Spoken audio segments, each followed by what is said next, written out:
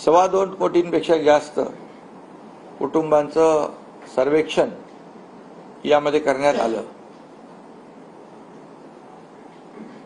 त्यामुळे मी पुन्हा एकदा सांगतो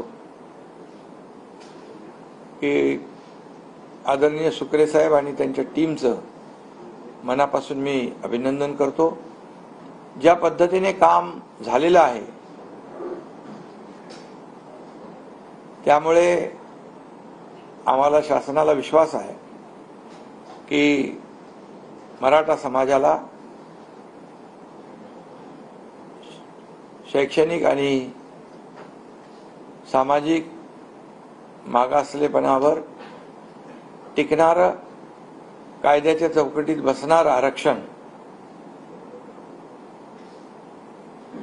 ओबीसीला कोणताही धक्का न लावता, इतर समाजावर कुठलाही अन्याय न करता या ठिकाणी मराठा समाजाला देय असलेलं टिकणारं आणि कायद्याच्या चौकटीत बसणारं आरक्षण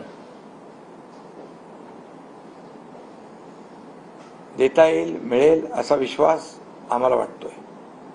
त्यामुळे मी पुन्हा एकदा आपल्या सगळ्या मनापासून आज जास्त बोलणं या ठिकाणी उचित नाही। आपण आम्हाला अहवाल दिलेला आहे, सुपूर्द केला आहे, त्यासाठी खूप आपण सगळ्यांनी मेहनत परिश्रम घेतलेले आहेत आणि त्यामुळे मी पुन्हा एकदा शासनाच्या वतीने मनापासून आपल्याला धन्यवाद देतो।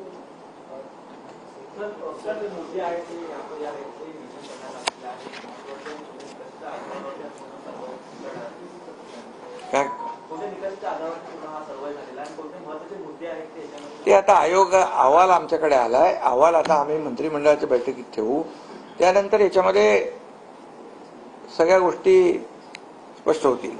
मराठा समाजाला आरक्षण मिळाल्यानंतर जे आता ओबीसी मध्ये काही मराठा समाजाची लोक म्हणजे कुटुंब आहेत ते ओबीसी मध्ये गेलेले आहेत, आता हे जे मराठा समाजाचं स्पेशल आरक्षण असेल ते त्यांना लागू होईल का? नाही, याच्यामध्ये मराठा समाजाला आरक्षण आपण देताना जे तुम्ही म्हणाला ते कुणबी दाखल्यांचा विषय, ज्याच्या जुन्या नोंदी कुणबी आहेत 1967 पूर्वीच्या, त्या जुन्या नोंदीचा कायदा आहे पूर्वीचा, आपण काय नवीन केलेला नाही आणि त्याप्रमाणे जुन्या नोंदी ज्या आहेत त्याचा वेगळा नियम आहे, कायदा आहे।